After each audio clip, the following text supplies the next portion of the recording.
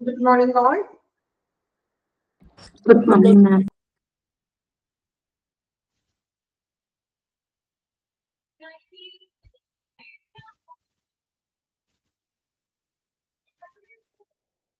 Okay, നമ്മുടെ class start ചെയ്യാം. നമ്മള് കഴിഞ്ഞ ക്ലാസ്സിൽ നമ്മൾ എടുത്തുകൊണ്ടിരിക്കുന്ന ചാപ്റ്റർ തന്നെയാണ് കേട്ടോ. ഹോസ്പിറ്റൽ അഡ്മിനിസ്ട്രേഷൻ നമ്മുടെ ചാപ്റ്റർ തന്നെയാണ്. Then നമ്മള് personal responsibilities for facility and safety ആ ഒരു പേഴ്സൺസിനെയാണ് നമ്മൾ പഠിച്ചത്. Then next one industrial hygiene. എന്താണ് ഇൻഡസ്ട്രിയൽ ഹൈജീൻ എന്ന് നോക്കാം. Industrial hygiene is the science of anticipating, recognizing, evaluating, and controlling workplace conditions that may cause workers injury or illness. Underline ചെയ്യാട്ടോ. അപ്പൊ ആഴ്ച underline ചെയ്തേ. Industrial hygiene is a science of anticipating, recognizing, evaluating, and controlling workplace conditions that may cause workers injury or illness. അതായത് നമ്മുടെ working പ്ലേസിൽ ഇപ്പോ employees work ചെയ്യുന്ന ഒരു വർക്കിംഗ് പ്ലേസിൽ അവർക്ക് സംഭവിക്കുന്ന ഇഞ്ചുറീസുകളും ഇൽനെസ്സുകളും വർക്ക് ഏരിയയിൽ വർക്കിംഗ് പ്ലേസിൽ ആ ഒരു വർക്കിംഗ് സിറ്റുവേഷൻസിൽ അവർക്ക് സംഭവിക്കുന്ന ഇഞ്ചുറീസ് ആകാം, അല്ലെങ്കിൽ മറ്റെന്തെങ്കിലും ഇൽനെസ്സുകൾ, ഇതിനൊക്കെ നമ്മൾ എന്ത് ചെയ്യുന്നു? ആന്റിസിപ്പേറ്റിംഗ് വെച്ചിട്ടുണ്ടെങ്കിൽ നമ്മൾ ഇതിനെ മുൻകൂട്ടി തിരിച്ചറിയുക, അതിനെ റെക്കഗ്നൈസ് ചെയ്യേണ്ടതാണ്. തിരിച്ചറിഞ്ഞ് അതിനെ ഇവാലുവേറ്റ് ചെയ്യുക, അതിനെ കൺട്രോൾ ചെയ്യുക. നമ്മുടെ തൊഴിലാളികൾക്ക് തൊഴിൽ സ്ഥലങ്ങളിൽ വരുന്ന അപകട സാധ്യതകളെ തിരിച്ചറിയുക, അതിനെ വിലയിരുത്തുന്നതിനൊക്കെയാണ് നമ്മൾ എന്ത് വിളിക്കുന്നത്? ഇൻഡസ്ട്രിയൽ ഹൈജീൻ എന്ന് പറയുന്നത്. അണ്ടർലൈൻ ചെയ്തോ എല്ലാവരും? ഫസ്റ്റ് ലൈനാണ് ഇൻഡസ്ട്രിയൽ ഹൈജീൻ എന്താണെന്നുള്ളത്. Okay. Then industrial hygiene is use environmental monitoring and analytical methods to detect the extent of workers' exposure and employ engineering, workplace practice controls and other methods to control the potential health hazards. ഇവിടെ പറയുന്നത് നമ്മൾ തൊഴിലാളികൾ അല്ലെ, നമ്മൾക്കറിയാം ഇപ്പൊ ഒരു സ്ഥാപനത്തിൽ work ചെയ്യുന്നു, അപ്പൊ ആ ഒരു സെക്ഷനിൽ വർക്ക് ചെയ്യുന്ന തൊഴിലാളികൾ അവർക്ക് അവർ ജോലി ചെയ്യുന്ന ഏരിയയിൽ നിന്നും പലതരത്തിലുള്ള ഇപ്പൊ ഇഞ്ചുറി സംഭവിക്കാം, അല്ലെങ്കിൽ മറ്റെന്തെങ്കിലും എക്സ്പോഷർ അല്ലെ, എന്തെങ്കിലും അപകട സാധ്യതകളൊക്കെ ഉണ്ട്. അപ്പൊ ഈ അപകട സാധ്യതകൾ വരാതിരിക്കാനായിട്ട് നമ്മൾ മുൻകൂട്ടി അതിനെ കണ്ടെത്തി അതിന്റെ എന്താ പറയാ ഒരുപാട് അനലിറ്റിക്കൽ ആയിട്ടുള്ള മെത്തേഡ്സുകളൊക്കെ ഉപയോഗിച്ചുകൊണ്ട് ആ വർക്കേഴ്സിന് നമ്മൾ ആ ഒരു ഹെൽത്ത് ഹസാർഡ്സ്, അതായത് ആരോഗ്യപരമായിട്ടുള്ള ഹസാർഡ്സുകൾ അല്ലെ, എന്തെങ്കിലും ദുരന്തങ്ങളും അപകടങ്ങളിൽ നിന്ന് നമ്മൾ അവരെ രക്ഷിക്കുകയാണ് ചെയ്യുന്നത്. Recognize and control hazards. Industrial hygienists recognize that engineering work practice administrative controls are the primary means of reducing employee exposure to occupational hazards. അതായത് എംപ്ലോയീസിനെ, അതായത് ഇപ്പൊ എക്സാമ്പിൾ പറയുകയാണെങ്കിൽ ഇപ്പൊ ഒരു ജോലിയിടത്തിൽ തന്നെ ആ തൊഴിലാളികൾ തമ്മിൽ നല്ലൊരു സമ്പർക്കം ഉണ്ടാകും അല്ലെ. അപ്പൊ ആ ഒരു സമ്പർക്കമുള്ള ഏരിയയൊക്കെ മനസ്സിലാക്കിക്കൊണ്ട് അതൊക്കെ കണ്ടെത്തിക്കൊണ്ട് അതിനുള്ള നിയന്ത്രണങ്ങൾ, ഇപ്പൊ എന്തെങ്കിലും അസുഖം ഉണ്ടെങ്കിൽ ഇപ്പൊ നമ്മൾ എക്സാമ്പിൾ പറയുകയാണെങ്കിൽ കോവിഡ് വന്ന ടൈമിൽ ഒരുപാട് നിയന്ത്രണങ്ങളും കാര്യങ്ങളും കൊണ്ടുവന്നില്ലേ? കൊണ്ടുവന്നോ? കോവിഡ് വന്ന ടൈമിലെ ഇപ്പൊ ഒരു സ്ഥാപനങ്ങളിലാണെങ്കിലും ഒരുപാട് നിയന്ത്രണങ്ങൾ കൊണ്ടുവന്നു അല്ലെ. മാസ്ക് ധരിക്കണം, പിന്നെ എന്താണ്, കൂട്ടം കൂടി നിൽക്കാൻ പാടില്ല, ഒന്നിച്ചുള്ള സമ്പർക്കങ്ങൾ ഒഴിവാക്കുക അല്ലെ, എല്ലാം ഉപയോഗിക്കുന്നതൊക്കെ സ്വന്തമായിട്ടുള്ള ഉപയോഗിക്കാൻ പാടില്ല. സോ അങ്ങനെയുള്ള അപ്പൊ ഇവിടെയും ഒരു സ്ഥാപനത്തില് ഈ എംപ്ലോയീസ് തമ്മിലുള്ള സമ്പർക്കങ്ങളൊക്കെ കൺട്രോൾ ചെയ്തുകൊണ്ട് ഈ അപകടങ്ങളിൽ നിന്നൊക്കെ അവരെ രക്ഷിക്കുക. Then engineering controls lower employee exposure by either reducing or removing the hazards at the source or isolating workers from the hazards. അല്ലെ, അപ്പൊ എന്താണ്, ആ ഒരു സോഴ്സസിൽ നിന്ന് തന്നെ ഒരു അപകടം ഉണ്ടാകുന്ന ഉറവിടത്തിൽ നിന്ന് തന്നെ അവർ അപകട സാധ്യത കുറയ്ക്കുകയും തൊഴിലാളികൾ എന്ത് ചെയ്യുക, അപകട സാധ്യതകളിൽ നിന്നൊക്കെ ഒഴിവാക്കിയിട്ട് നമ്മൾ ആ അപകടങ്ങൾ കുറയ്ക്കുകയാണ്, ഐസൊലേറ്റ് ചെയ്യാന്ന്. ഇപ്പൊ സമ്പർക്കമൊക്കെ ഉണ്ടെങ്കിൽ അത് ചുരുക്കിക്കൊണ്ട് ആ തൊഴിലാളികളെ നമ്മൾ സംരക്ഷിക്കാന്ന്. അതിനാണ് ഇൻഡസ്ട്രിയൽ ഹൈജീൻ കൊണ്ട് പറയുന്നത്. ഒറ്റ വാക്കിൽ പറയുകയാണെങ്കിൽ തൊഴിലാളികളുടെ തൊഴിൽ സ്ഥലങ്ങളിൽ നിന്നുള്ള അപകടങ്ങളിൽ നിന്നും അവരെ രക്ഷിക്കുക, അല്ലെങ്കിൽ അവരെ അപകട സാധ്യതകൾ ഒഴിവാക്കുക, അപകട സാധ്യതകൾ കുറയ്ക്കുക. ഓക്കെ, ഫസ്റ്റത്തെ സെന്റൻസ് മാത്രം അണ്ടർലൈൻ ചെയ്താൽ മതി. ബാക്കി വീണ്ടും പറയുന്നത് ഓരോ നമ്മൾ അവർ ഇവാലുവേറ്റ് ചെയ്യുക, അപകട സാധ്യതകളൊക്കെ ഉണ്ടോ എന്ന് നോക്കാം, ഇതിന് സമ്പർക്കമൊക്കെ ഉണ്ടെങ്കിൽ ആ സമ്പർക്കമൊക്കെ ഒന്ന് കുറയ്ക്കുക, അതിന് അപകട സാധ്യതകൾ കുറച്ച് ഒഴിവാക്കാം. ഓക്കെ, ഈ ഒരു പ്രാവശ്യം വായിച്ച് നോക്കാം കേട്ടോ. റിപ്പീറ്റഡ് ആയിട്ടുള്ള കുറെ പോയിന്റ്സുകളാണ് അതിൽ പറയുന്നത്. മെയിൻ ആയിട്ടും ഫസ്റ്റത്തെ സെന്റൻസ് ആണ് നമുക്ക് പഠിക്കാനായിട്ടുള്ളത്. ഓക്കെ, വായിച്ചു നോക്കുക, മനസ്സിലാക്കി വായിക്കണേ.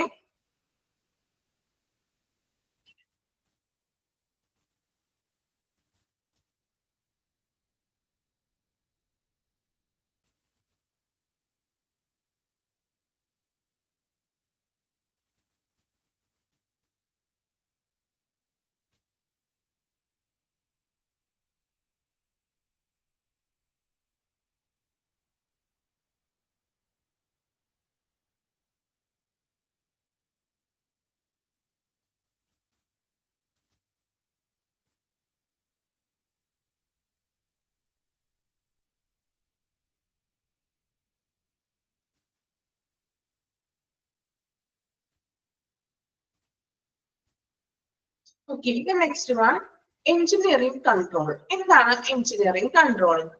Enclosing work processes or confining work operations, installing general and local ventilation systems and periodic maintenance of equipment. Enclosing work process. എന്താ enclosing എന്ന് പറഞ്ഞിട്ടുണ്ടെങ്കിൽ enclose എന്ന് പറഞ്ഞിട്ടുണ്ടെങ്കിൽ ജോലിക്ക് ഒരു കെട്ടുറപ്പ് നൽകാന്ന്, അതായത് എല്ലാ സംരക്ഷണങ്ങളും കാര്യങ്ങളൊക്കെ കൊടുത്ത് എംപ്ലോയീസിന് ആ ഒരു സ്ഥാപനത്തിൽ ഒരു കെട്ടുറപ്പ് നൽകണം. ഓർ കൺഫൈനിങ് വർക്ക് ഓപ്പറേഷൻസ്, പ്രവർത്തനങ്ങളൊക്കെ ഒന്ന് കൺഫൈൻ ചെയ്യാന്ന്, ഒന്ന് ക്രമീകരിക്കുക. എങ്ങനെയൊക്കെയാണ്? Installing general and local ventilation system. ഇപ്പൊ ഒരു ഓഫീസിലാണെങ്കിലും അത്യാവശ്യം വേണ്ടുന്ന വെന്റിലേഷൻ സിസ്റ്റങ്ങളൊക്കെ ഉണ്ടായിരിക്കണം. അതുപോലെ തന്നെ എന്താണ്, പീരിയോഡിക് മെയിൻ്റെനൻസ് ഓഫ് എക്യുപ്മെന്റ്സുകൾ എന്ത് ചെയ്യണം? പീരിയോഡിക് ആയിട്ട് മെയിൻ്റെനൻസ് ചെയ്യണം. ഇപ്പൊ ഒരു വലിയ എക്യുപ്മെന്റ്സുകൾ ഉപയോഗിക്കുന്ന ഒരു വ്യവസായ ഇൻഡസ്ട്രി ആണെന്ന് വിചാരിക്കാം. സോ അതിന് കൃത്യമായിട്ടുള്ള അറ്റകുറ്റപ്പണികളൊക്കെ ചെയ്യുക. അല്ലാതെ വർക്കിംഗ് കണ്ടീഷൻ ഒക്കെ ആണോ, പ്രോപ്പർ ആയിട്ടാണോ വർക്ക് ചെയ്യുന്നത്, എന്തെങ്കിലും ഡാമേജസുകളൊക്കെ ഉണ്ടോ, സോ അപകടങ്ങൾ വരാനൊക്കെ സാധ്യതയുണ്ടോ, ഇതെല്ലാം നോക്കിക്കൊണ്ട് പീരിയോഡിക് ആയിട്ടുള്ള ഒരു മെയിൻ്റെനൻസുകൾ ചെയ്യുക. ഇതിനെയാണ് നമ്മൾ എഞ്ചിനീയറിംഗ് കൺട്രോൾ എന്ന് പറയുന്നത്. അപ്പൊ ഇവിടെയും പറയുന്നത് എന്താണ്? തൊഴിലാളികളുടെ അപകട സാധ്യതകൾ കുറയ്ക്കാൻ വേണ്ടിയിട്ട് ഓക്കെ മെയിൻ്റെനൻസ് കാര്യങ്ങളൊക്കെ ചെയ്യുക. അപ്പൊ എംപ്ലോയീസിന്റെ പ്രൊട്ടക്ഷന് വേണ്ടിയിട്ടാണ് നമ്മൾ ചെയ്യുന്നത്. എഞ്ചിനീയറിംഗ് കൺട്രോൾ കാണിച്ചു നോക്കുക കേട്ടോ. ഒറ്റ സെന്റൻസ് ഉള്ളത്, അണ്ടർലൈൻ ഒന്നും ചെയ്യാനില്ല കേട്ടോ, ജസ്റ്റ് എന്താണെന്നുള്ളത് മനസ്സിലാക്കാം.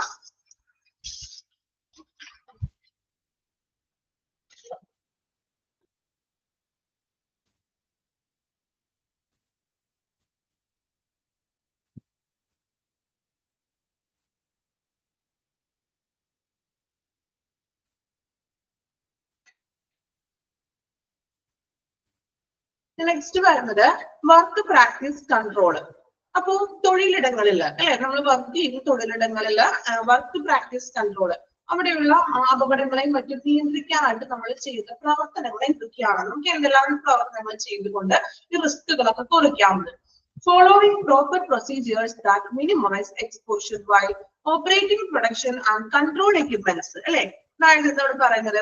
ഉത്പാദനവും അതുപോലെ തന്നെ നിയന്ത്രണങ്ങളൊക്കെ ലഭിക്കാൻ വേണ്ടിയിട്ട് പ്രോപ്പർ ആയിട്ടൊക്കെ പ്രവർത്തിക്കണം. എക്യുപ്മെന്റ്സ് ആണെങ്കിലും നല്ല രീതിയിലുള്ള പ്രോപ്പർ ആയിട്ടുള്ള നടപടികൾ വേണം. അതായത് ഇപ്പോ എക്സാമ്പിൾ പറയണമെങ്കിൽ ഇപ്പൊ നമ്മൾ ഏതെങ്കിലും എക്യുപ്മെന്റ്സിനോട് നമ്മൾ അപ്പൊ അതിനെ കുറിച്ച് നന്നായിട്ട് അറിയണം. ദെൻ പേഴ്സണൽ പ്രൊട്ടക്റ്റീവ് ഒക്കെ ധരിക്കാനുണ്ടെങ്കിൽ പേഴ്സണൽ പ്രൊട്ടക്റ്റീവ് ഒക്കെ ധരിക്കുക. Okay, then inspecting and maintaining process and control equipment on a regular basis. Inspecting and maintaining അല്ലെ, അതായത് നമ്മൾ ഉപയോഗിക്കുന്ന എക്യുപ്മെന്റ്സുകൾ ഉപകരണങ്ങൾ ഇടയ്ക്കൊന്ന് പരിശോധിക്കണം, ഇൻസ്പെക്ഷൻ ചെയ്യണം. അതുപോലെ മെയിൻ്റെനൻസ് അറ്റകുറ്റപ്പണികളൊക്കെ ഉണ്ടെങ്കിൽ അത് നടത്തണം കൃത്യമായിട്ട്. കാരണം അത് സ്ഥിരമായിട്ട് വർക്ക് ചെയ്യുന്ന ഉപകരണങ്ങളാണെങ്കിൽ ചിലപ്പോൾ ഡാമേജസ് ഒക്കെ വന്നിട്ടുണ്ടോ, അതിൽ നിന്നും അപകടങ്ങളൊക്കെ വരാനുള്ള ചാൻസ് ഉണ്ട്. സോ അത് കൃത്യമായിട്ട് പരിശോധിക്കണം. അതുപോലെ മെയിൻ്റെനൻസ് ഒക്കെ ചെയ്യാനുണ്ടെങ്കിൽ ഉപകരണങ്ങള് മെയിൻ്റെനൻസ് ചെയ്യണം. Then implementing good housekeeping procedures. Implement ചെയ്യാം, നടപ്പിലാക്കാം. നല്ലൊരു ഹൗസ് കീപ്പിംഗ് പ്രൊസീജിയേഴ്സ് ആയിരിക്കണം നടപ്പിലാക്കേണ്ടത്. ഒരു ഓഫീസ് ആണെങ്കിലും ഒരു ഇൻഡസ്ട്രി ആണെങ്കിലും അവിടെ ഹൈജീൻ ആവശ്യമാണ് അല്ലെ. ഇപ്പൊ നമ്മളൊരു വർക്ക് ചെയ്യുന്ന സ്ഥാപനത്തിലാണെങ്കിലും അത്യാവശ്യം ആഴ്ചയിൽ ഒരിക്കലെങ്കിലും ഹൗസ് കീപ്പിംഗ്, അതായത് ക്ലീനിങ്സും കാര്യങ്ങളൊക്കെ ചെയ്യുന്നുണ്ടാകും അല്ലെ. അപ്പോൾ കൃത്യമായിട്ടുള്ള നല്ലൊരു ഹൗസ് കീപ്പിംഗ് പ്രൊസീജിയേഴ്സ് ഉണ്ടായിരിക്കണം. അതും ഹൈജീൻ ഏറ്റവും ഇമ്പോർട്ടന്റ് ആയിട്ടുള്ള ഒന്നാണ്. പ്രൊവൈഡിങ് ഗുഡ് സൂപ്പർവിഷൻ, നല്ലൊരു സൂപ്പർവിഷൻ ഉണ്ടായിരിക്കണം. ഏതൊരു ഫേമിലാണെങ്കിലും ഒരു സൂപ്പർവൈസറിന്റെ കീഴിൽ അദ്ദേഹത്തിന്റെ പ്രവർത്തനങ്ങളെയൊക്കെ അനുസരിച്ചുകൊണ്ട് ഒരു നിയന്ത്രിക്കാനും കാര്യങ്ങളൊക്കെ നടത്താനും നിയന്ത്രിക്കാനൊക്കെ ആയിട്ട് ഒരു സൂപ്പർവിഷൻ ഉണ്ടായിരിക്കണം. Then mandating that eating, drinking, smoking, chewing tobacco or gum and applying cosmetic in regulated area are prohibited. അല്ലെ, ഇപ്പൊ ചില ഏരിയകളിലൊക്കെ ആണെങ്കിൽ ഇതുപോലെ ഫുഡ് കഴിക്കാൻ പാടില്ല, ഡ്രിങ്ക് ചെയ്യാൻ പാടില്ല, സ്മോക്ക് ചെയ്യാൻ പാടില്ല, പിന്നെ എന്തെങ്കിലും ചോദിക്കാൻ പോലത്തെ ചെയ്യാൻ പാടില്ല. അങ്ങനെയുള്ള ഏരിയകൾ ഇതെല്ലാം പ്രൊഹിബിറ്റ് ആയിരിക്കണം അല്ലെ. ഇപ്പൊ നിങ്ങൾ പല സ്ഥലങ്ങളിൽ എഴുതി വെച്ചിട്ടുണ്ടാകും അല്ലെ, ഡ്രിങ്കിങ് അല്ലെങ്കിൽ നോ സ്മോക്കിംഗ് അല്ലെ, എഴുതി വെച്ചിട്ട് കണ്ടിട്ടില്ല നിങ്ങൾ ഏതൊരു സ്ഥാപനത്തിലാണെങ്കിലും. അല്ലെങ്കിൽ നമ്മളൊരു പൊതുവായിട്ടുള്ള പബ്ലിക് ഏരിയയിലൊക്കെ പോകുമ്പോൾ ഇപ്പൊ വലിക്കാൻ പാടില്ല, അല്ലെങ്കിൽ സ്മോക്കിംഗ്, അതുപോലെ എന്താണ് കോസ്മെറ്റിക് ഉപയോഗിക്കാൻ പാടില്ല എഴുതിയിട്ടുണ്ടാകും അല്ലെ. അപ്പൊ അത് പ്രൊഹിബിറ്റഡ് ആണ്. സോ അത് നമ്മൾ കൃത്യമായിട്ട് പാലിച്ചിരിക്കണം. ഓക്കെ, അപ്പൊ ഇത്രയുമാണ് ഒരു വർക്ക് പ്രാക്ടീസ് കൺട്രോള്. നമ്മളൊരു ഇടത്തിൽ ജോലി ചെയ്യുമ്പോൾ അപകടങ്ങൾ ഒഴിവാക്കാൻ, റിസ്കുകൾ ഒഴിവാക്കാൻ വേണ്ടി നമുക്ക് ചെയ്യാൻ പറ്റുന്ന കാര്യങ്ങൾ, അല്ലെങ്കിൽ ഇൻഡസ്ട്രിയുടെ ഭാഗത്ത് നിന്നും അവര് അഡ്മിനിസ്ട്രേറ്റീവ് ചെയ്യേണ്ട കാര്യങ്ങൾ. വായിച്ചു നോക്കാം. 5 പോയിന്റ്സ് ആണ്, മനസ്സിലാക്കി വായിക്കാം. ഇത് ബൈ ഹാർട്ട് ഒന്നും ചെയ്ത് പഠിക്കേണ്ട ആവശ്യമില്ലല്ലോ. നമുക്കറിയാം എങ്ങനെ എക്സ്പോഷർ നമുക്ക് കുറയ്ക്കാൻ സാധിക്കും.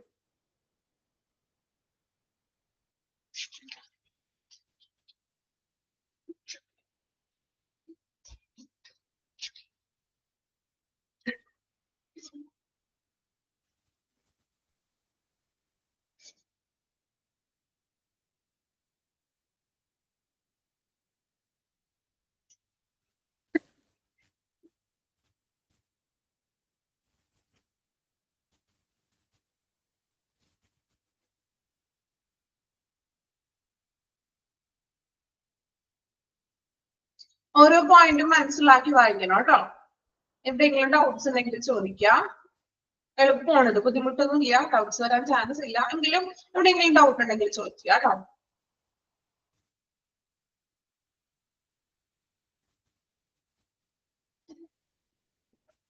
കംപ്ലീറ്റ് ചെയ്തു എല്ലാവരും?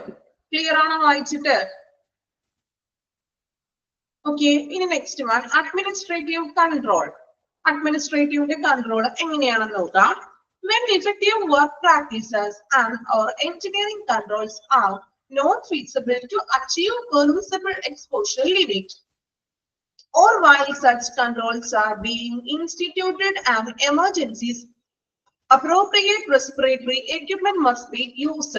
അല്ലെ, അതായത് ഇപ്പൊ ഒരു നമ്മളിപ്പോ വർക്ക് ചെയ്യുന്ന ഒരു സ്ഥാപനത്തിലും മറ്റും എന്തെങ്കിലും ഒരു എമർജൻസി ആയിട്ടുള്ള സിറ്റുവേഷൻ ഒക്കെ വരികയാണെങ്കിൽ അപ്രോപ്രിയേറ്റ് ആയിട്ടുള്ള റെസ്പിറേറ്ററി എക്യുപ്മെന്റ്സ് യൂസ് ചെയ്യണമെന്ന്. ഇപ്പൊ ഏതെങ്കിലും ഒരു തൊഴിലാളിക്ക് പെട്ടെന്ന് എന്തെങ്കിലും റെസ്പിറേറ്ററി പ്രോബ്ലംസ് വന്നു, കുറച്ച് പെട്ടെന്ന് ക്രിട്ടിക്കലിലോട്ട് പോവുകയാണെങ്കിൽ അപ്പൊ തന്നെ എന്ത് ചെയ്യുക, റെസ്പിറേറ്ററി എക്യുപ്മെന്റ്സ് ഉണ്ടെങ്കിൽ അത് ഉപയോഗപ്പെടുത്തണം. In addition, personal protective equipment, personal protective equipments ധരിക്കണം. എന്തൊക്കെയാണ്? Gloves, safety goggles, helmet, safety shoes and protective clothing may be also required. ഇപ്പൊ ഓരോ ഏരിയയിലും, ഇപ്പൊ ഒരു സ്ഥാപനത്തില്, ഇപ്പൊ ഒരു എന്താ പറയുക, ഒരു പ്രൊഡക്റ്റീവ് സെക്ഷനിലാണ് വർക്ക് ചെയ്തെങ്കിൽ ചില ഏരിയകളിൽ ഗ്ലൗസ് ധരിക്കണം, അല്ലെങ്കിൽ എന്താണ്, മാസ്ക് ധരിച്ചിരിക്കണം. അതുപോലെ തന്നെ ഷൂസ് ധരിക്കണം. സോ ഇതെല്ലാം ആവശ്യമാണെന്ന്, കൃത്യമായിട്ട് നമ്മുടെ സേഫിന് വേണ്ടിയിട്ടാണ് ഇതൊക്കെ പ്രൊട്ടക്ഷൻ എക്യുപ്മെന്റ് ധരിക്കുക എന്ന് പറയുന്നത്. To be effective, personal protective equipment must be individually selected, properly fitted and periodically refitted. അല്ലെ, അതായത് നമ്മൾ പറഞ്ഞു, ഇപ്പൊ മാസ്ക് ആണെങ്കിലും ഗ്ലൗസ് ആണെങ്കിലും ധരിക്കുമ്പോ പ്രോപ്പർലി ഫിറ്റഡ് ആയിട്ടുള്ളത്. അല്ലാതെ ഇപ്പൊ ഗ്ലൗസ് ധരിക്കുമ്പോൾ വെറുതെ ലൂസ് ഉള്ള ഗ്ലൗസ് ആണെങ്കിലും നമ്മൾ അത് ഇട്ടുകൊണ്ട് യാതൊരു ഗുണം കിട്ടാൻ പോലില്ല. അല്ലെ, മാസ്ക് ആണെങ്കിലും ഫിറ്റഡ് ആയിട്ടുള്ള മാസ്ക് ധരിക്കണം. ദെൻ പീരിയോഡിക്കലി റീഫിറ്റഡ്, അത് കഴിഞ്ഞിട്ട് നമുക്കത് മാറ്റണമെങ്കിൽ ലൂസ് ആയി കഴിഞ്ഞാൽ നമുക്ക് വേറെ നമുക്ക് കറക്റ്റ് ഫിറ്റ് ആയിട്ടുള്ളത് ഉപയോഗിക്കാം. Then consequently and properly worn, അതുപോലെ കൃത്യമായിട്ടും ശരിയായിട്ടുള്ള രീതിയിൽ ധരിക്കണം. ഇപ്പൊ നമ്മള് ഇപ്പൊ കോട്ടും മറ്റ് രീതിയിൽ നമ്മൾ വസ്ത്രങ്ങൾ ധരിക്കുകയാണെങ്കിലും അത് പ്രോപ്പർ ആയിട്ട് ഓൺ ചെയ്യാം. Then regularly maintain and replace it as necessary, ആവശ്യമുള്ളപ്പോൾ നമ്മൾ മെയിൻറ്റെയിൻ ചെയ്യണം. ഓക്കെ, ഇത്രയുമാണ് അഡ്മിനിസ്ട്രേറ്റീവ് കൺട്രോളിൽ വരുന്നത്. പേഴ്സണൽ പ്രൊട്ടക്റ്റീവ് ഒക്കെ ധരിക്കുക, കൃത്യമായിട്ടുള്ള സേഫ്റ്റിന് വേണ്ടിയിട്ട് പേഴ്സണൽ പ്രൊട്ടക്റ്റീവ് ധരിക്കണം. പിന്നെ എമർജൻസി സിറ്റുവേഷൻസ് വരികയാണെങ്കിൽ റെസ്പിറേറ്ററി എക്യുപ്മെന്റ്സ് ഒക്കെ ഉപയോഗിക്കുക. അതിനകത്ത് അണ്ടർലൈൻ ഒന്നും ചെയ്യാനില്ല, വായിച്ച് മനസ്സിലാക്കേണ്ട ഭാഗങ്ങളാണ്. വായിച്ചു നോക്കാം. Administrative control.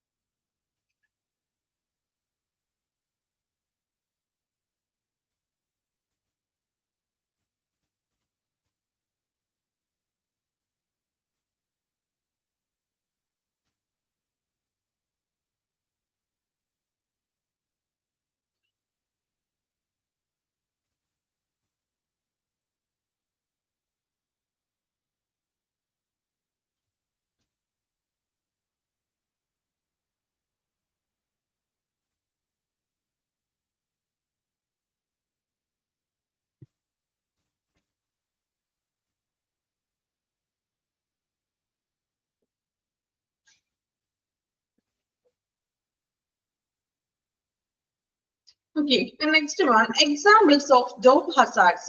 അപ്പൊ നമ്മൾ ഇത്രയും പറഞ്ഞുകൊണ്ടിരുന്നത് നമ്മൾ വർക്ക് പ്ലേസിൽ ഉണ്ടാകുന്ന ജോബ് ഹസാർഡ്സ്, അല്ലെ, എക്സ്പോഷർ ആയിട്ടുള്ള ഹസാർഡ്സിനെ എങ്ങനെ നമുക്ക് പ്രിവെന്റ് ചെയ്യാം, അതിൽ നിന്നുള്ള സേഫ്റ്റി നമുക്ക് എങ്ങനെയാണ് എടുക്കേണ്ടത്. സോ ഇനി നമ്മൾ പഠിക്കാൻ പോകുന്നത് കുറച്ച് എക്സാമ്പിൾസ് ആണ്. ഈ ജോബ് ഹസാർഡ്സ് എന്ന് പറഞ്ഞല്ലോ, അപ്പൊ അതിനുള്ള കുറച്ച് എക്സാമ്പിൾസുകളാണ് ഓരോ ഫേമിലും ഇൻഡസ്ട്രിയിലൊക്കെ സംഭവിക്കുന്ന ജോബ് ഹസാർഡ്സുകൾ എന്തൊക്കെയാണെന്ന്. First one, chemical hazards. Chemical hazards substances used in laboratory. നമ്മൾ ലബോറട്ടറിയിലൊക്കെ യൂസ് ചെയ്യുന്ന കെമിക്കൽ ഹസാർഡ്സുകൾ കേട്ടോ, സബ്സ്റ്റൻസുകൾ യൂസ് ചെയ്യുമല്ലോ, അതിൽ നിന്നുള്ള chemical ഹസാർഡ്സുകൾ. Harmful chemical components in the form of solid, liquid, gases, mist, dust, fumes, and vapors exert toxic effect by inhalation, breathing, absorption through direct contact with the skin, or ingestion, eating, or drinking. അതായത് harmful chemical components in the form of ഖരരൂപത്തിലും ദ്രാവക രൂപത്തിലും liquid ആയിട്ടുള്ളതും ചിലപ്പോൾ മിസ്റ്റിന്റെ രൂപത്തില്, അതുപോലെ പൊടിയുടെ രൂപത്തില്, fumes നീരാവിയുടെയും പൊടിയുടെയും പുകയുടെ രൂപത്തിലൊക്കെ ഈ ഒരു കെമിക്കൽ ഹസാർഡ്സുകൾ സബ്സ്റ്റൻസുകൾ ഉണ്ടാകും. And vapours exert toxic inhalation, അത് നമ്മുടെ ബ്രീത്തിങ്ങിനെ ബാധിക്കും. ദെൻ അബ്സോർബേഷൻ അല്ലെ, നമ്മുടെ സ്കിന്നില് അലർജിക് ആയിട്ടുള്ള സ്കിൻ അലർജിക്ക് ഉണ്ടാകും. ഓർ ഇൻജസ്റ്റേഷൻ എന്ന് വെച്ചിട്ടുണ്ടെങ്കിൽ നമുക്ക് ചിലപ്പോൾ അത് അകത്ത് നമ്മുടെ വായുടെ ഉള്ളിൽ പോയിട്ടുണ്ടെങ്കിൽ, നമ്മൾ ഈറ്റിങ്ങിലൂടെയും ഡ്രിങ്കിങ്ങിലൂടെയും ഉള്ളിൽ പോയിട്ടുണ്ടെങ്കിലും അത് അപകടങ്ങൾ വരുത്തി വയ്ക്കുന്നു. അതുപോലെ തന്നെ airborne chemical hazards exist as concentration of mist, അതായത് നമ്മുടെ മിസ്റ്റ് പൊടിയുടെ അല്ലെങ്കിൽ മഞ്ഞിന്റെ രൂപത്തിൽ, നീരാവിയുടെ രൂപത്തിലൊക്കെ എയർബോൺ വായുവിലൂടെ വേപ്പേഴ്സിന്റെ രൂപത്തിലും ഗ്യാസസിന്റെ രൂപത്തിലും ഫ്യൂംസിന്റെ രൂപത്തിലും സോളിന്റെ രൂപത്തിലൊക്കെ വായുവിലൂടെയും ഇത് പകരാൻ ചാൻസ് ഉണ്ടെന്ന്. Some are toxic through inhalation and some of them irritate the skin on contact. ചിലപ്പോൾ അത് ചിലത് സ്കിന്നിന് അലർജിക് ആയിട്ടുള്ള കാര്യങ്ങളൊക്കെ ഉണ്ടാക്കും. അതുപോലെ തന്നെ ഇൻഹലേഷൻ നമ്മുടെ ശ്വസനത്തിലേക്ക് അത് ബാധിക്കുന്നു. ഇങ്ങനെയുള്ള ഈ ഒരു കെമിക്കൽ ഹസാർഡ്സുകൾ മൂലം അസുഖങ്ങൾ വരാം, ഇൻഫെക്ഷൻ ആകാം, സ്കിൻ ഇൻഫെക്ഷൻ ഒക്കെ ആകാനൊക്കെ ചാൻസ് ഉണ്ട്. അതാണ് കെമിക്കൽ ഹസാർഡ്സ് എന്ന് പറഞ്ഞിട്ടുണ്ടെങ്കിൽ. ഇപ്പൊ ലബോറട്ടറിയിലും മറ്റും വർക്ക് ചെയ്യുന്നവരൊക്കെ ആണെങ്കിൽ ഇതുപോലെ, അപ്പൊ അതുകൊണ്ടാണ് അവരോട് പേഴ്സണൽ പ്രൊട്ടക്റ്റീവ് എക്യുപ്മെന്റ്സ് ധരിക്കണം എന്ന് പറയുന്നത് കേട്ടോ. ഷൂസ് ധരിക്കാൻ പറയും, മാസ്ക്, അതുപോലെ ഗ്ലൗസ് ഇതൊക്കെ ധരിക്കുന്നത് എന്തിനു വേണ്ടിയിട്ടാണ്? ഈ സ്പ്ലാഷസ് ഒക്കെ തെറിക്കാനൊക്കെ ചാൻസ് ഉണ്ട്. കെമിക്കൽ സബ്സ്റ്റൻസ് ഒക്കെ എടുക്കുമ്പോൾ നമ്മുടെ ദേഹത്ത് സ്കിന്നിൽ തെറിക്കാതിരിക്കാൻ വേണ്ടിയിട്ടൊക്കെ ഈ ഗ്ലൗസ് ധരിക്കാൻ പറയുന്നത്. ഓക്കെ, വായിച്ചു നോക്കുക കെമിക്കൽ ഹസാർഡ്സ് കേട്ടോ.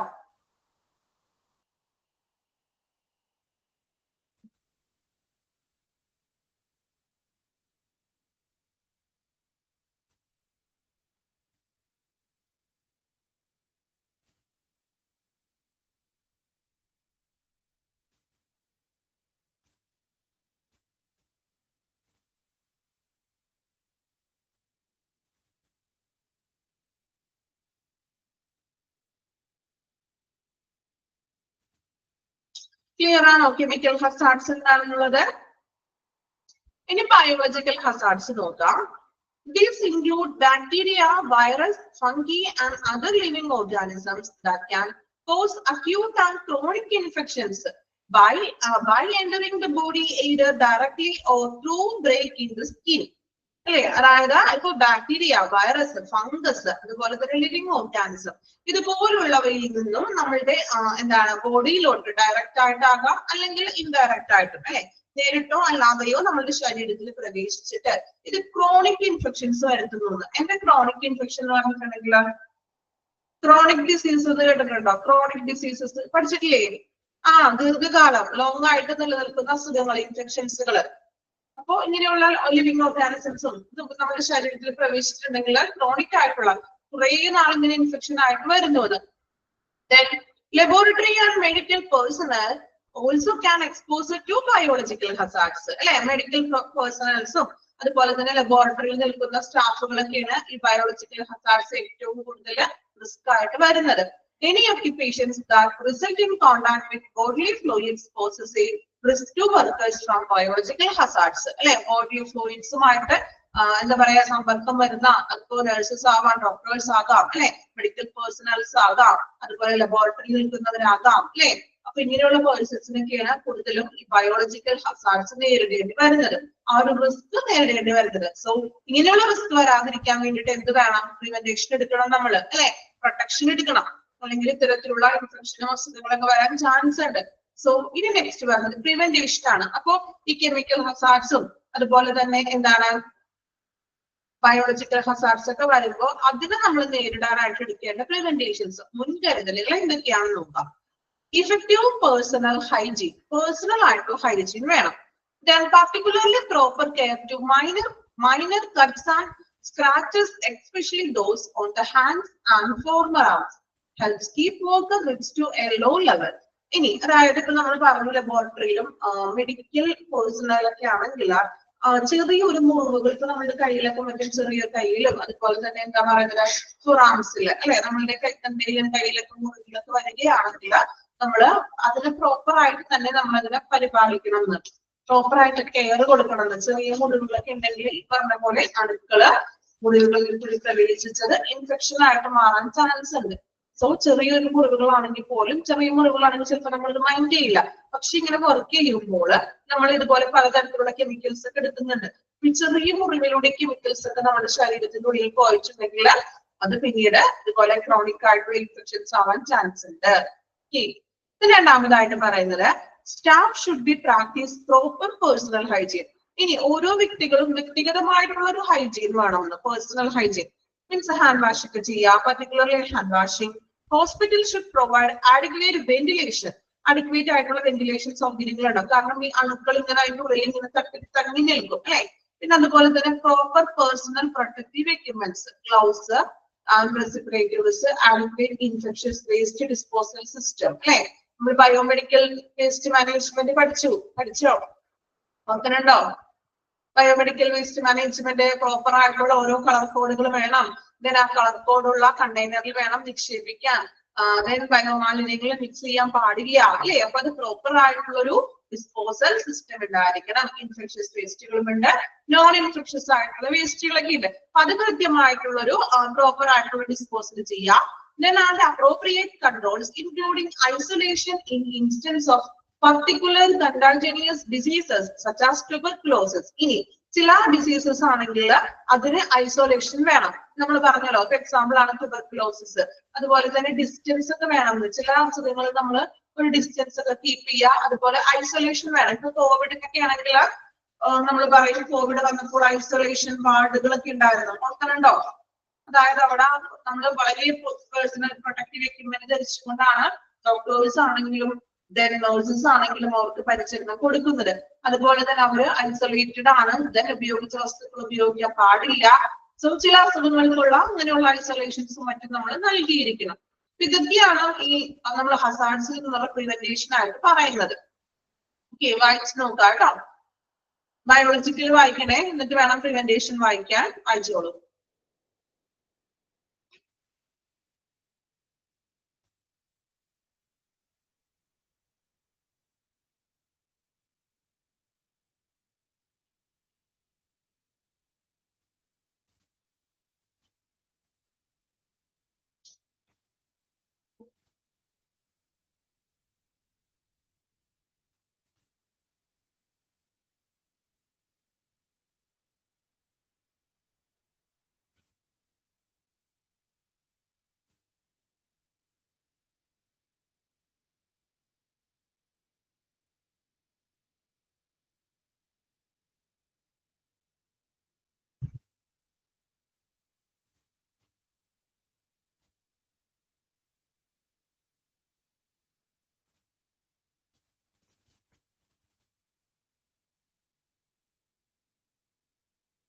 Preventations. Then next one, physical hazards.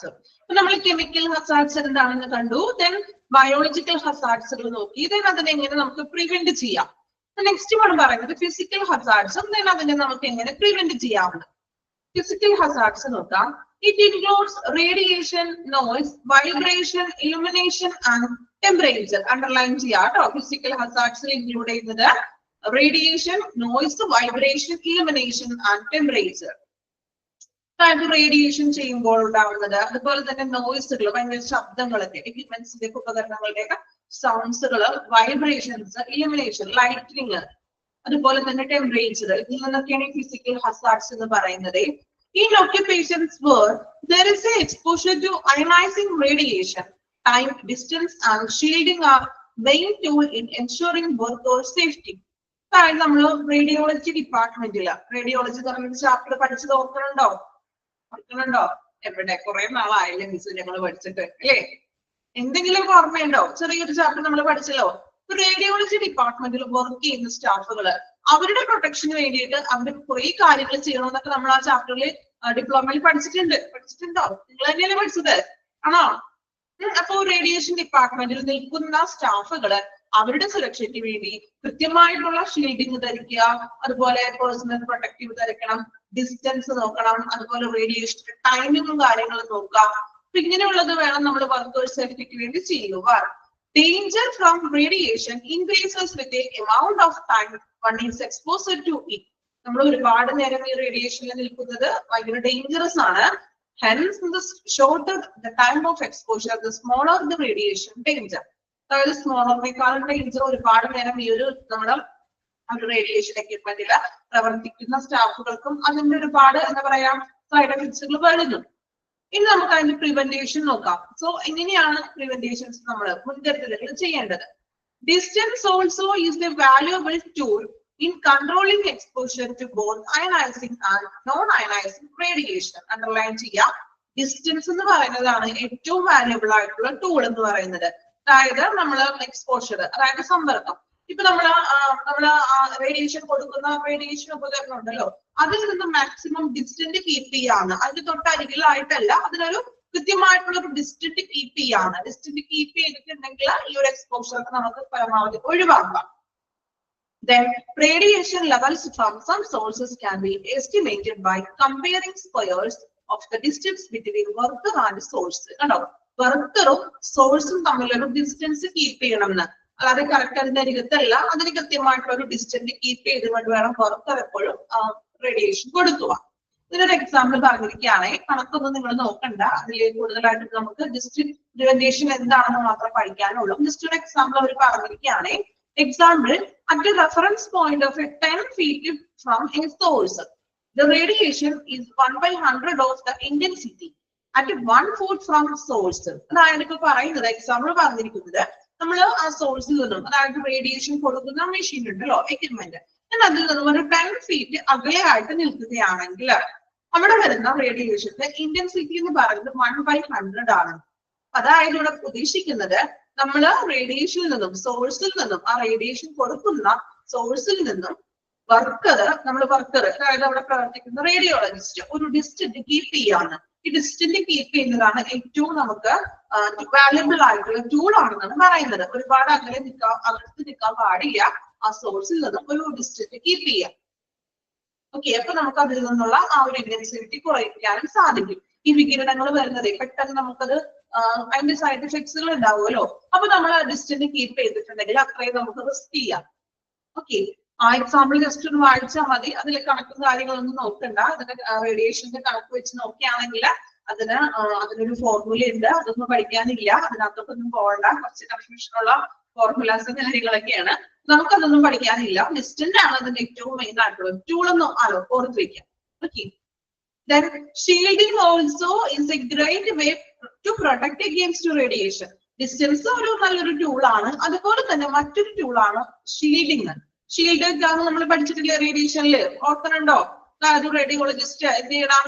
Shield ഉപയോഗിക്കണം, മാസ്ക് പോലത്തെ വലിയ ഷീൽഡ് ഉപയോഗിക്കുക, അതുപോലെ റേഡിയേഷനുള്ള വികിരണങ്ങൾ നമ്മുടെ ശരീരത്തേക്ക് കയറാതിരിക്കാൻ വേണ്ടിയിട്ട്. Then shielding is also great way to protect against radiation. Then the greater the protective mass between radioactive sources and workers, the lower the radiation exposure. നമ്മുടെ distance keep ചെയ്യുന്നതോറും radiation exposure കുറഞ്ഞുകൊണ്ടിരിക്കും. Then lead aprons are provided to the X-ray technicians for safety.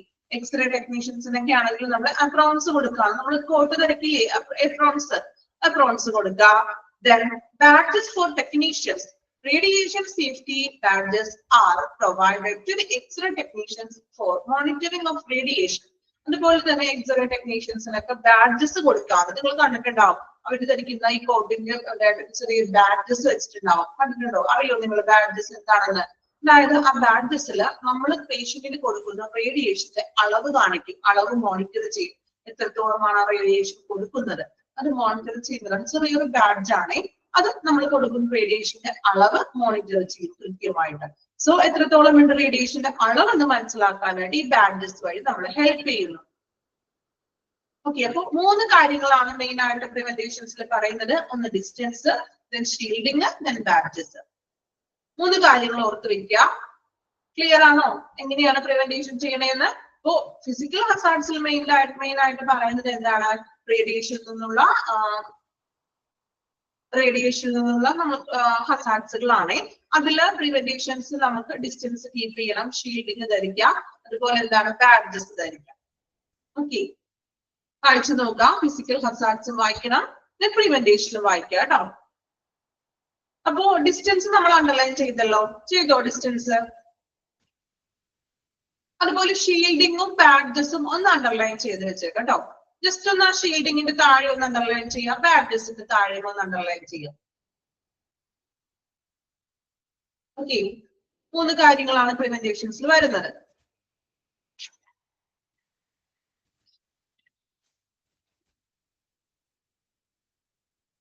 മനസ്സിലാക്കി വായിക്കണം കേട്ടോ.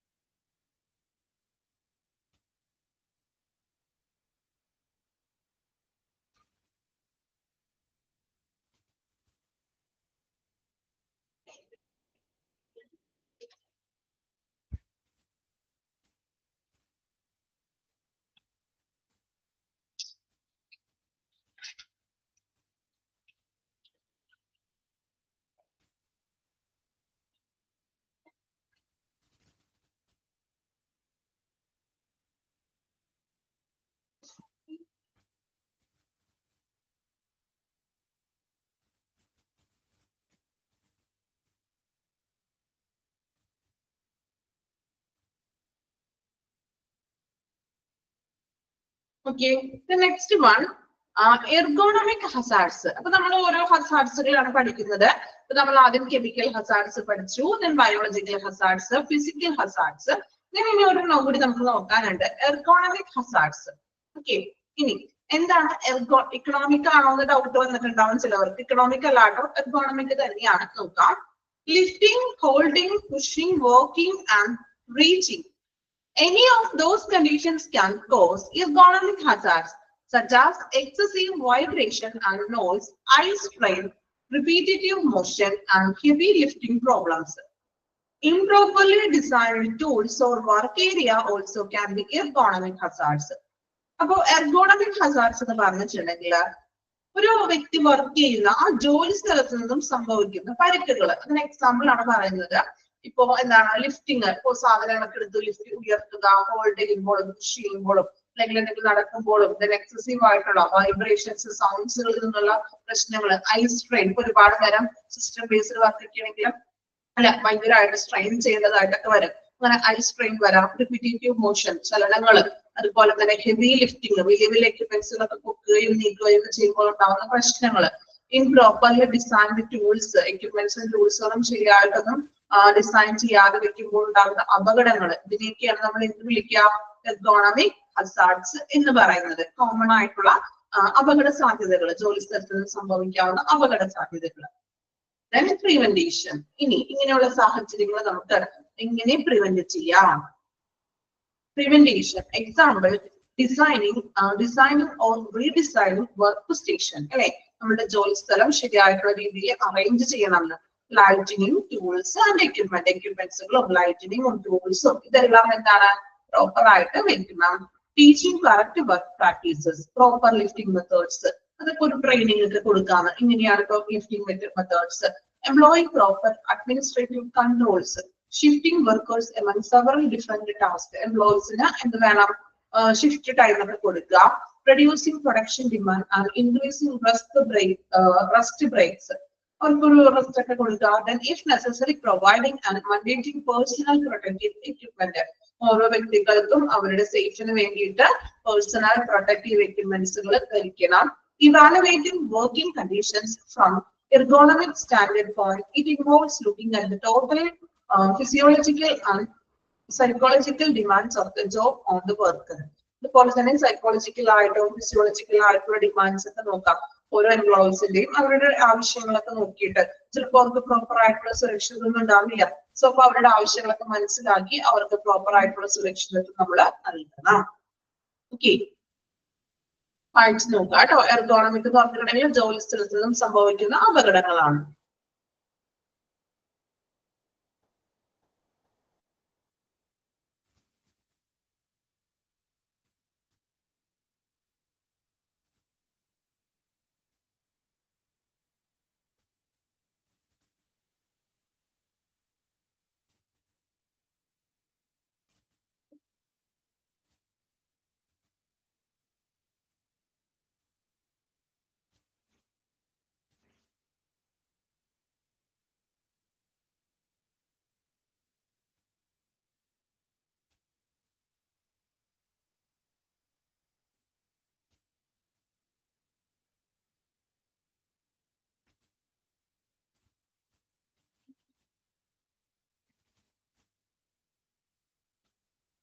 Complete ചെയ്തപ്പോ ഹസാർഡ്സുകളുടെ example ആണ് കേട്ടോ നമ്മളിപ്പോ പറഞ്ഞത്. അത് കംപ്ലീറ്റ് ആയിട്ടുണ്ട്. ജസ്റ്റ് നമുക്കൊന്നും കൂടി ഒന്ന് പറയാം.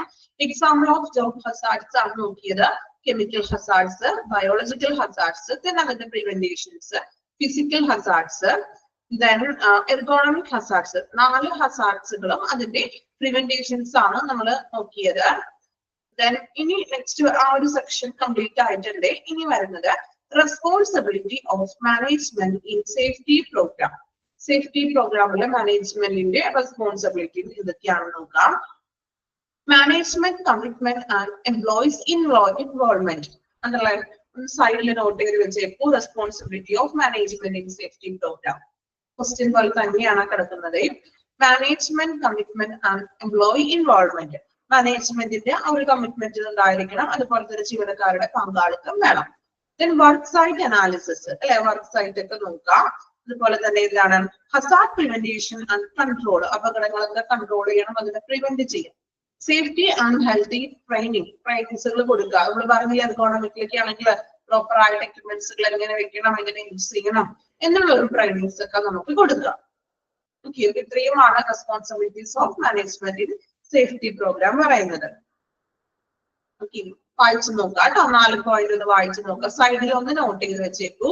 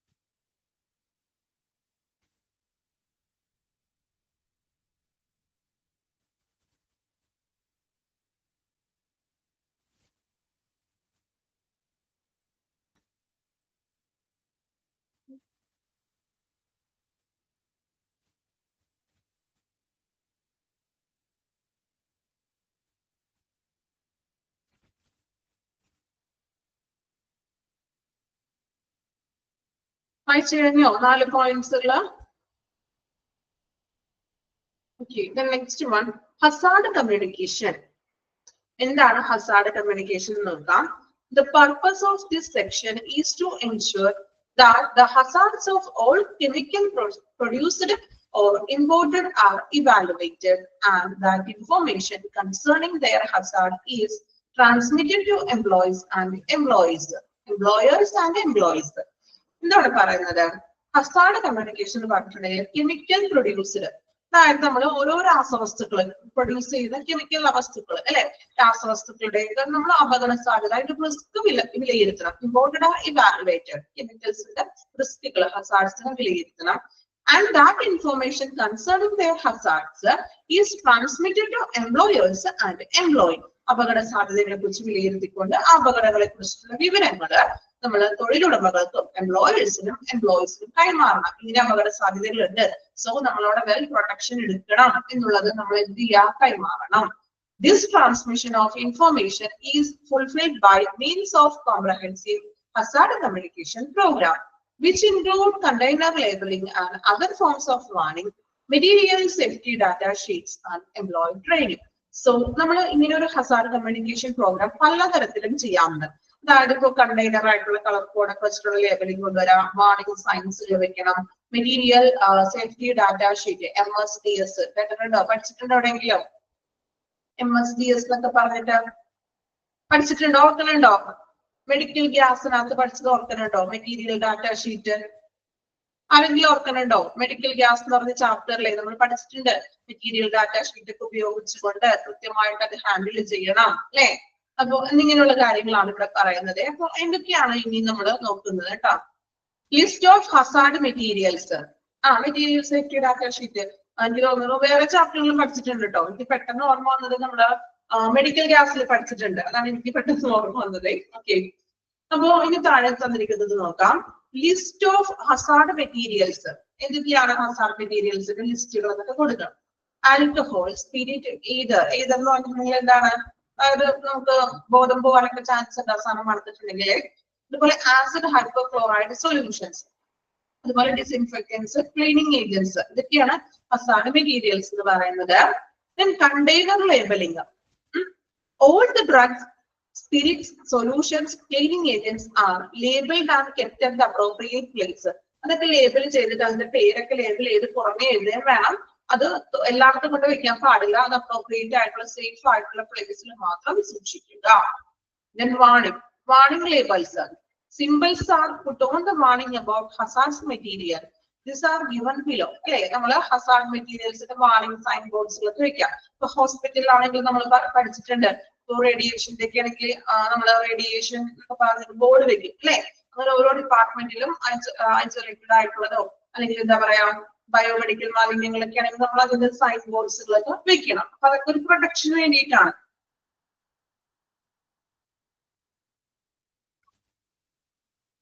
ഇത്രയും ഭാഗം ഒന്ന് വായിച്ചു നോക്കാം. Hazard communication.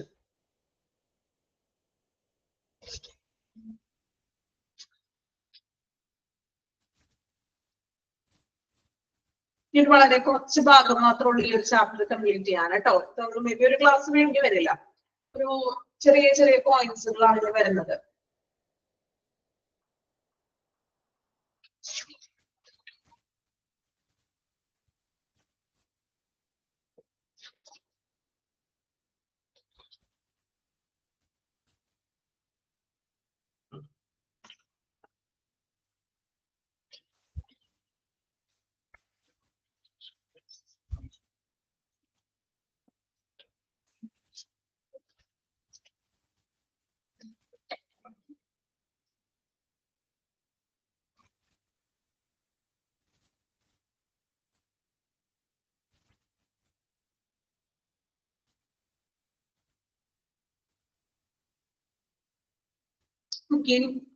വായിച്ചു കഴിഞ്ഞോ? കംപ്ലീറ്റ് ചെയ്യാട്ടോ.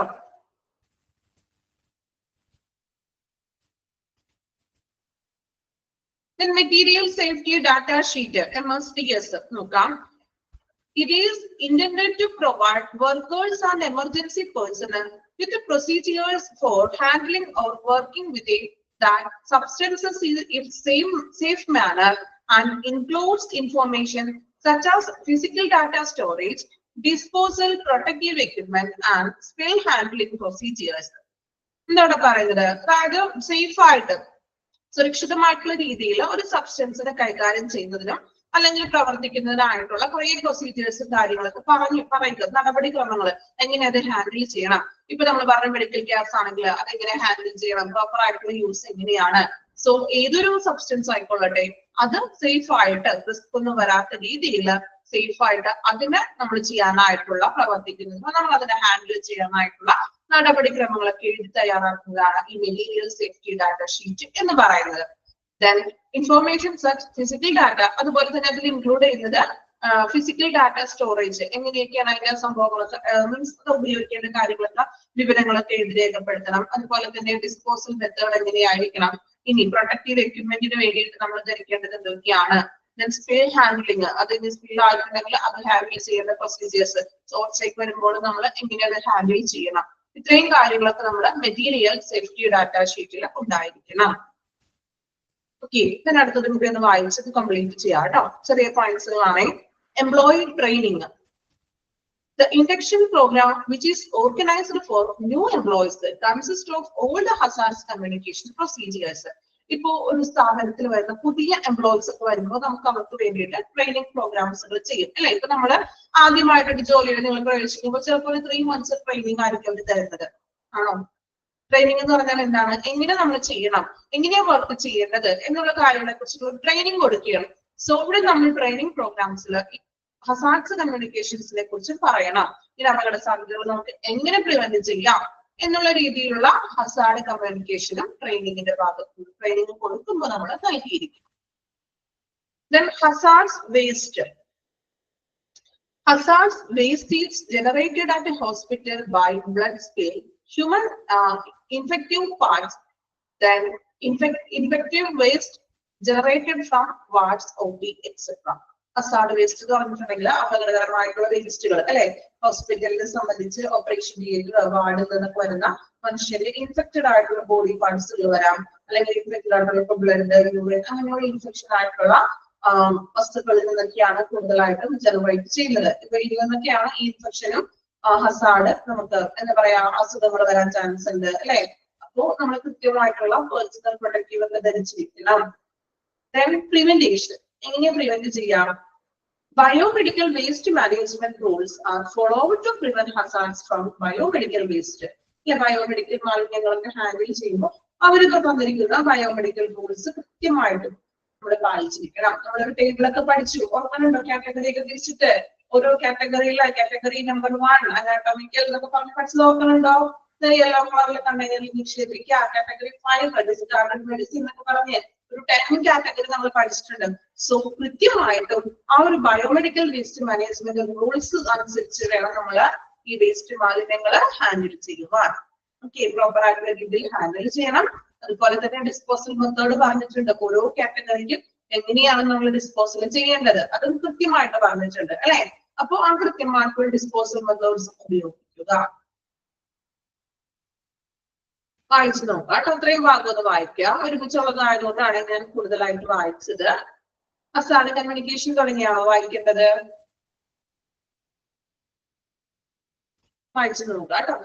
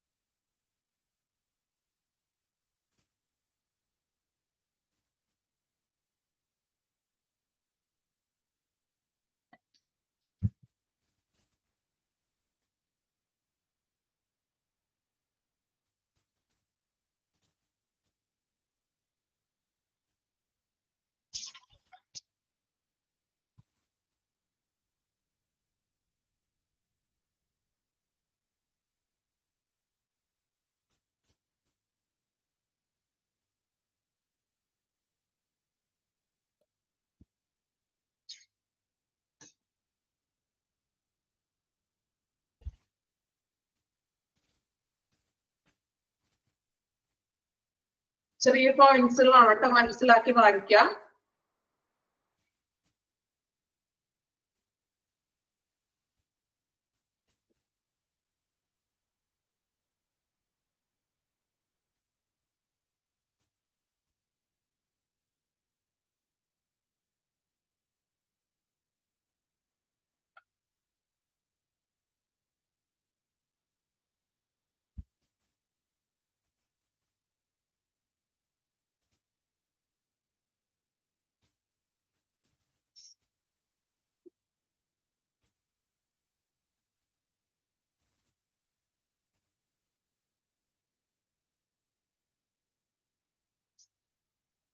വായിച്ചോ? കംപ്ലീറ്റ് ചെയ്തോ?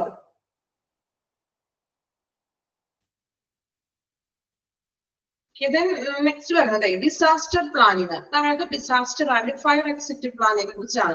ഹോസ്പിറ്റലിലൊക്കെ ആണെങ്കിൽ ഫയർ എക്സിറ്റ് പ്ലാൻ ഉണ്ടാകും. അതുപോലെ തന്നെ ഡിസാസ്റ്റർ വരുമ്പോൾ നമ്മൾ ചെയ്യേണ്ട പ്ലാനിങ്സും കാര്യങ്ങളും.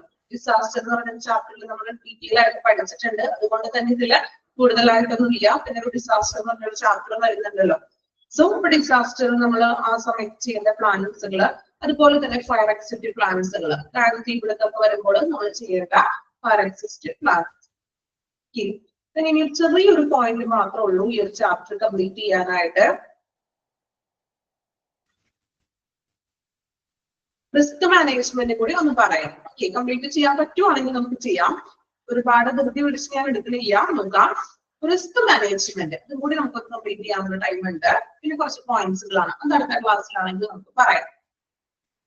Risk management as it applies to medical equipment and its safe use. Risk management committee is formed to address the risk in the hospital. അതായത് റിസ്ക് മാനേജ്മെന്റ് കമ്മിറ്റി എന്ന് പറഞ്ഞ ഒരു കമ്മിറ്റി ഹോസ്പിറ്റലുകളിൽ ഉണ്ട്. ഈ കമ്മിറ്റി മെയിൻ ആയിട്ടും ചെയ്യേണ്ടത് മെഡിക്കൽ എക്യുപ്മെന്റ്സിന്റെ സേഫ് ആയിട്ടുള്ള യൂസുകൾ ഹാൻഡിൽ ചെയ്യാൻ വേണ്ടിയിട്ടാണ് ഈ കമ്മിറ്റി രൂപം കൊടുത്തിരിക്കുന്നത്.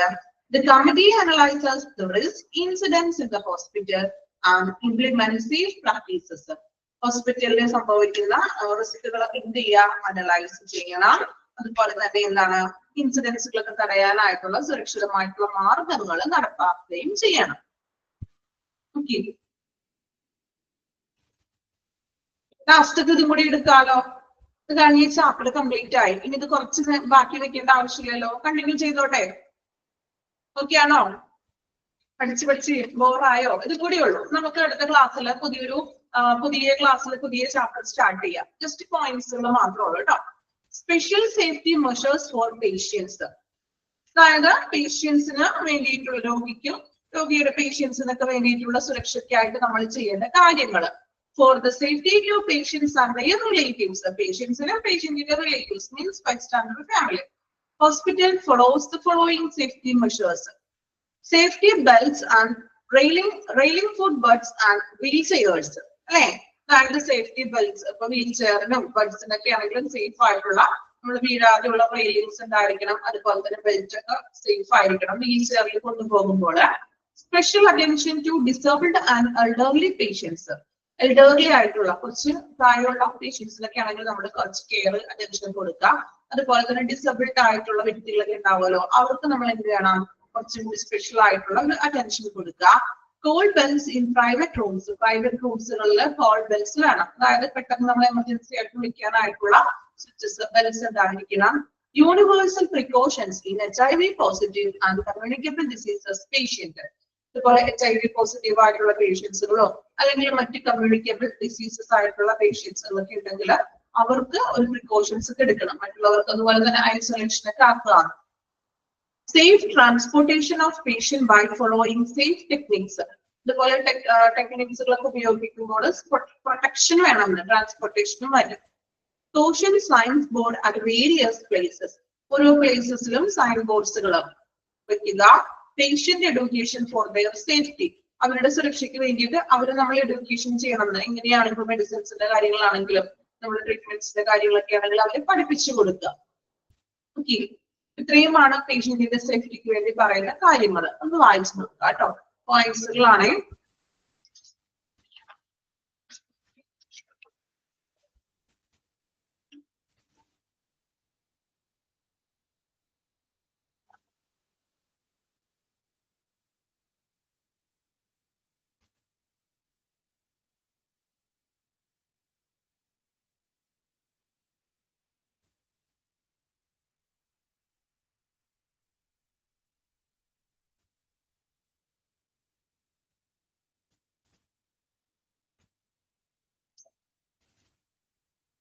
വായിച്ചോ?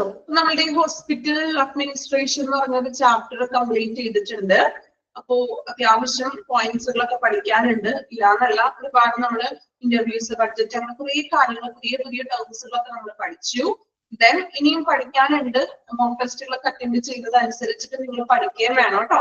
ഓരോ ചാപ്റ്റർ കഴിയുമ്പോൾ ഓരോ ടീച്ചേഴ്സിന് ഓരോ ചാപ്റ്റേഴ്സ് കംപ്ലീറ്റ് ചെയ്യുമ്പോൾ അതനുസരിച്ചിട്ട് പഠിച്ചുകൂടി പോകണം. കാരണം ലെങ്തി ആയിട്ടുള്ള ചാപ്റ്റേഴ്സുകളാണ്. ഡിപ്ലോമ പോലെയല്ല, ചാപ്റ്റേഴ്സുകളുണ്ട്. അതിനുള്ളിൽ പോയിന്റ്സുകളാണെങ്കിലും പഠിക്കാനും ഒരുപാടുണ്ട്. സോ നന്നായിട്ട് പഠിക്കണം. ലാസ്റ്റ് ടൈമിൽ വേണ്ടി മാറ്റി വെക്കേണ്ട ആരും. പറ്റുന്ന പോലെ നിങ്ങൾ സമയം കിട്ടുന്നത് അനുസരിച്ചിട്ട് ഓരോരുത്തരുടെയും സിറ്റുവേഷൻ നോക്കി നിങ്ങൾ പഠിക്കാം. ഓക്കെ, അപ്പൊ നമ്മള് ഇനി അടുത്ത ക്ലാസ്സിൽ പുതിയ ചാപ്റ്റർ ആയിരിക്കും നമ്മൾ എടുക്കുന്നത്. ഇനി നമുക്ക് എനിക്ക് തോന്നുന്നു ഓണമൊക്കെ കഴിഞ്ഞിട്ട് വെക്കേഷൻ ഒക്കെ കഴിഞ്ഞിട്ടായിരിക്കും നമ്മൾ ഇനി കാണുന്നത് അല്ലെ. കുറച്ച് ദിവസം ഗ്യാപ്പൊക്കെ കഴിഞ്ഞിട്ട് നെക്സ്റ്റ് നമ്മൾ അടുത്ത മൺഡേ ആയിരിക്കും നമ്മൾ മിക്കവാറും മീറ്റ് ചെയ്യാം. ഓക്കെ, അപ്പോ ഓണമൊക്കെയാണ്, നിങ്ങൾക്ക് സെലിബ്രേഷൻസ് കാര്യങ്ങളൊക്കെ ഉണ്ടാകും. എന്താ അതിന്റെ ഇടയിൽ പഠിക്കാനും കൂടി കുറച്ച് സമയം കണ്ടെത്താം. ഓക്കെ, നമ്മൾ ഇനി ഓണമൊക്കെ കഴിഞ്ഞിട്ട് അടുത്ത ക്ലാസ്സിലായിരിക്കും മീറ്റ് ചെയ്യുന്നത്. സോ നന്നായിട്ട് ആഘോഷിക്കാം. Okay okay, thank you all. Okay, advanced happy Onam കേട്ടോ. എല്ലാവർക്കും പ്രത്യേകം ഞാൻ അഡ്വാൻസ്ഡ് ആയിട്ട് നേരെയാണ്. നന്നായിട്ട് ഓണമൊക്കെ ആഘോഷിക്കാം. ഇതിന്റെ ഇടയിൽ നമ്മൾ പഠിക്കാൻ വിട്ടു പോകരുത്. Okay okay, thank you all.